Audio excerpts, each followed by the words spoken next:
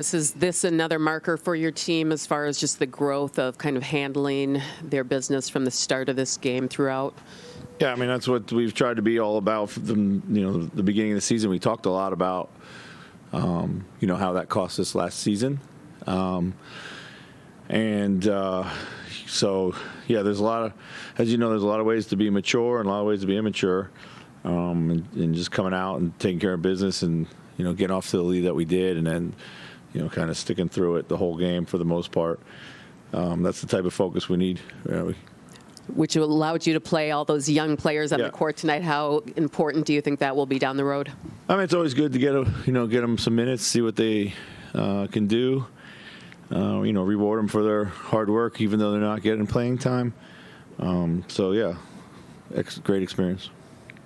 You get your bigs kind of really setting the tone with Carl and Rudy, just the efficiency that they were playing with. Yeah. I mean, thought we did a really good job of finding Rudy early. Catch drives quick and clean.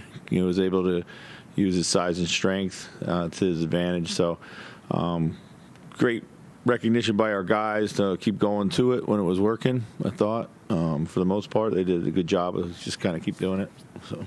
Then, did you see Jaden's defense on Simons? Was it kind of what you wanted to just take their big scorer out of the game? And he can really, really score. He can shoot from deep. He can, step in off pick and roll. And I just didn't want to give him any sort of rhythm tonight. Didn't want him to see the ball go in. Didn't want him to make 2 shots in a row. So, yeah, it was really important to just try to get it out of his hands. It was a team. Jaden did a good job, everyone, but it being up and pick and roll and just kind of taking it out of his hands was what we were trying to do. So we continue to see Nas's offensive game evolve this year, not even just tonight, but just what he's been able to do from the beginning of the season to now. Yeah, I think it's seemingly he's playing with a little more patience. Like not he still plays fast, but not rushing. So still plays quick and decisive, whether he's shooting it or making the next play. He doesn't feel like he's charging into traffic as much as he was a couple of weeks ago. I think he's done a better job of reading the floor and running the floor and just a real complete game by him. The thing we probably haven't seen is like punishing mismatches at times in the post, but he was doing that early in the season too.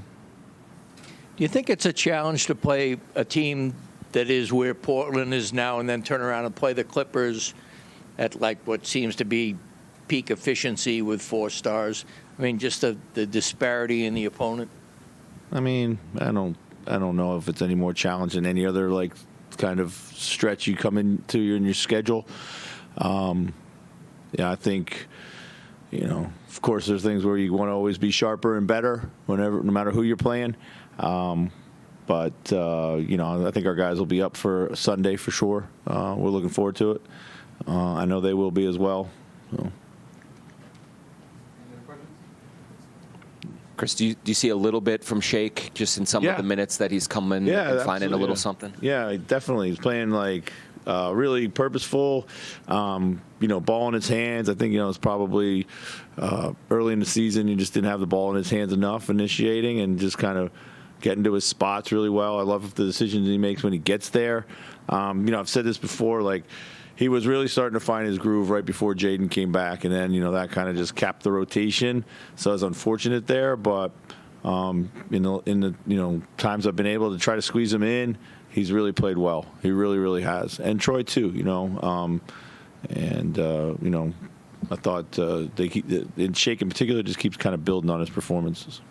It's not really pertinent for tonight, but what's the balance of like Mike seemingly constantly, viewing his role or just being a movement guy, moving the ball, getting guys touches, and trying to take advantage of his offense more and what he can do shooting? I mean, I think if you ask Mike, he's always going to want to make the right play. I think for himself, there's a lot of things there's a lot of open shots he turns down for the greater good. I see a lot of off pick and roll or just kind of step in stuff. And when he goes to the hoop, that floater oftentimes, for most of his career, has been automatic. And, now he's looking to kick out a little bit more than he is trying to make that floater. And that's what we need. And he understands that. And he understands that we need somebody out there to be a catalyst for ball movement and kind of start that chain reaction of trust and decision-making.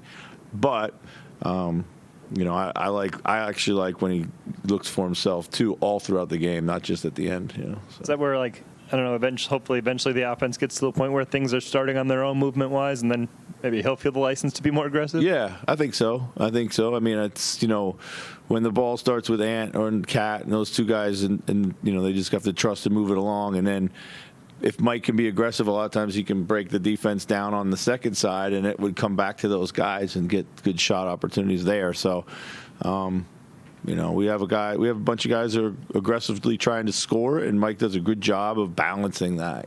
So.